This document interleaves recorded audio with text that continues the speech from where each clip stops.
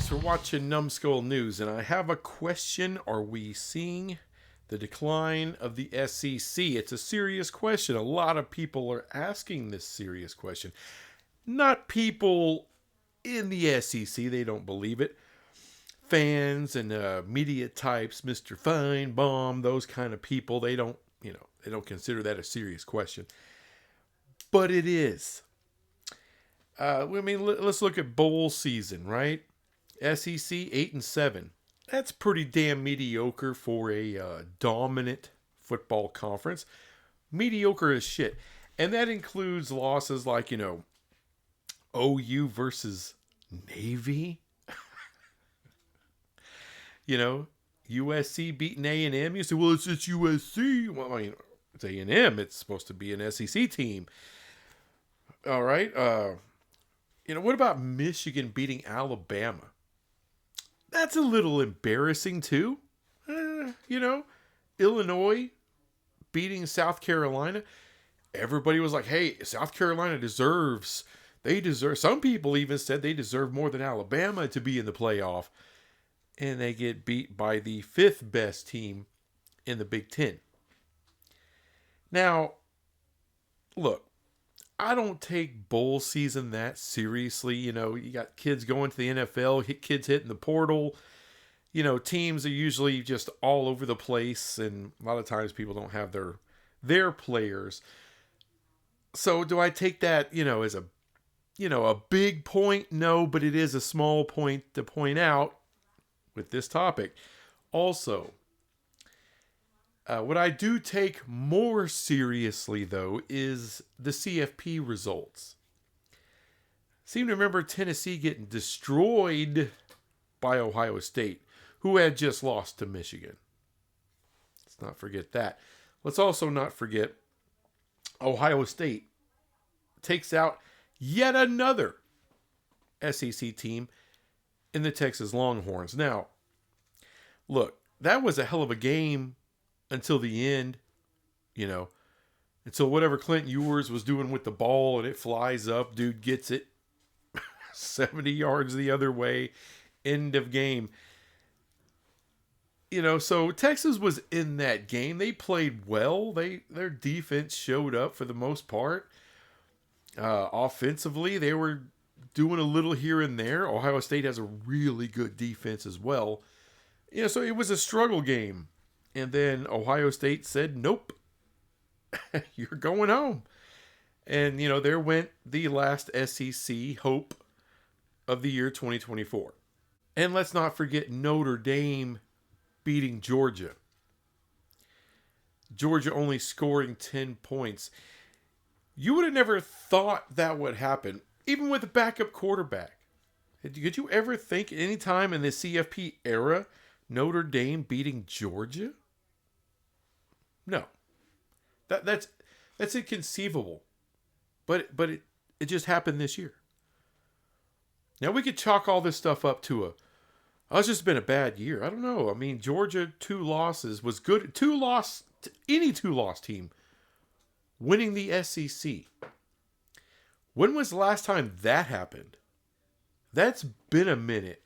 You have a multiple loss team winning the SEC. They're usually either unbeaten or maybe a 1 loss. Look at last year, right? Alabama, 1 loss. Georgia, undefeated through the regular season, meeting in the conference championship game. That's something like that is what we're used to seeing in the SEC, but not this year. And you may say, well, that's just a small thing. It's just, is it? It's a lot of things kind of building up here to suggest that, with this 12-team model, with NIL, with the transfer portal, have we seen the end of SEC dominance? I think we have. Now, look, does that mean they're going to make less money? No. They're going to recruit on the highest of levels. They could pay players like a son of a bitch. They're going to put together, some of these teams every year are going to put together great teams. They're going to have multiple teams in the playoffs every year.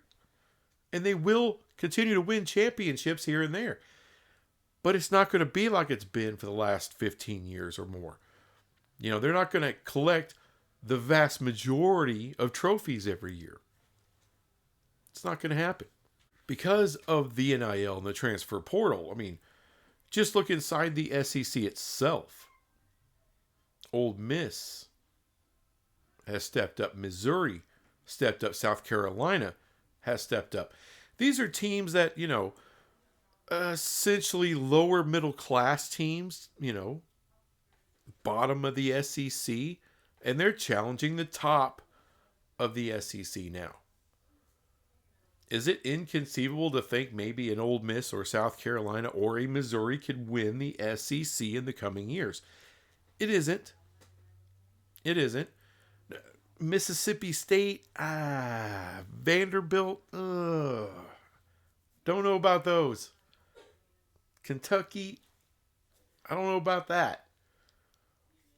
But some of these others, yeah, they can step up for a year and do something. But why can they do that? It's because the guys at the top, well, they can't maintain the rosters they used to be able to. And they're pissing and moaning because now these coaches get held accountable. You can't just tell a player, hey, we're going to have a quarterback competition, even though you're really not going to have a quarterback competition. And so the kid signs his letter of intent. You don't really have the competition. The kid really doesn't have a shot of starting that year. He's just got to eat it. Well, now they don't have to eat it. Now they'll hit that portal and they'll go to your competitor. Or they'll go to the Big Ten. Or they'll go to the ACC or Big 12. They don't have to roll with you. You lie to them one time, that's it. They can hit them bricks. They're gone. And they're going to get paid when they land somewhere. And they'll get paid probably pretty well. The results we have seen this year from the SEC, I don't think that's a one-off. I don't think, it's a little bit of a down year. And by the way, I'm a Big 12 fan. That being a down year, 3 teams in the playoff, I'll take that. I'll take that. So don't act like I'm just taking a piss on the SEC. I'm just talking about the high standard the SEC's held to. This year wasn't it. It wasn't. It's pretty embarrassing, as a matter of fact, when you add all the people that were just like, oh, we should have 4 or 5 teams in, all these teams that don't deserve to be in, and then one at a time you see the SEC teams get their ass kicked right out the door of the playoff. The front door, not even the back door. That's the embarrassing part. Then you stack in Navy beating OU, or Michigan beating Alabama, or Illinois beating South Carolina, and then you're left with, whoa, how good are we? How good are we when the top teams are losing their ass? This ain't dominance. It's not dominance. Are they still the best football conference? I don't think you can take that away from them just yet. But that title, they're actually in danger of losing that title. The Big Ten can take it. Last time I checked, Michigan is the reigning champ. Ohio State is probably the odds-on favorite to win it this year against Notre Dame. Not saying they will, but they're definitely the favorite. That would be back-to-back years with 2 of the biggest Big Ten brands each winning titles. And Oregon's probably not going anywhere. They're going to be really good. Indiana may be really good for years to come. Illinois looks like they're stepping up a little bit. Could Nebraska be doing something, little something? They could. Conceivably, maybe Wisconsin. Hell, maybe Minnesota. Maybe I'm taking that a little too far.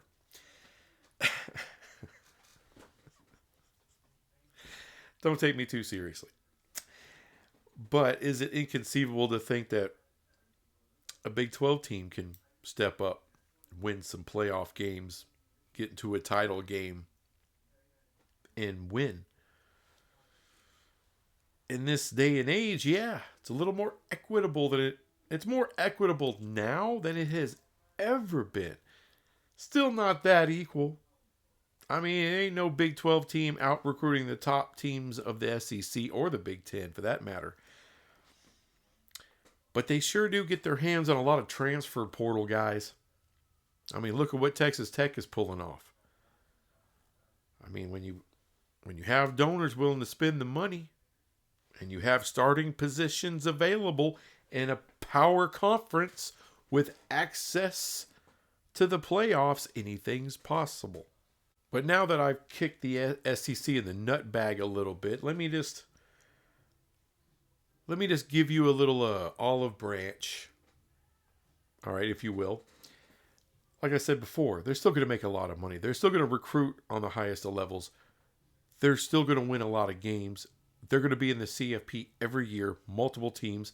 And yes, they will win more championships in the future. It just won't be as many. It won't be the clear, holy shit, the SEC is just leaps and bounds over everybody else. Holy shit, the SEC is almost to the same level of the NFL. And by the way, they've never been close to that. That's always been a bullshit ESPN narrative about the SEC. No, they've never been NFL light. They've never been any of that. They haven't. Now, one hell of a run in the CFP era, in the BCS era, the SEC has had an astonishingly great run. But is that run over? Kind of. Yeah, it is. It's going to be more spread out now. And having a playoff like this, and especially if you expand it further, it's just going to muddy the waters for the SEC to keep doing what they're doing. Because now you got to win game after game after game. And we all know in football, one game for your life, anyone can win. Anyone can win. It's hard to play the perfect game every year. You're talking about 22 guys, special teams, and backups. Because there's going to be injuries. There's always attrition in football. Are you always going to have guys that step up? Are your guys always going to execute at the highest levels every single time? Are your coaching staffs always going to have the answer in the right game plan and the right adjustments at halftime or, hell, just in between quarters? Doesn't always happen like that. Not everybody's going to have their A game every game. Someone else might outcoach you, might outplay you. Another team might out-hustle you. We all know this. In any game, any result can happen. That's why football is the most popular sport in this country, and it's not even close. That's because any team can win. It isn't a foregone conclusion. And with a playoff system like it is now, it sure as hell isn't.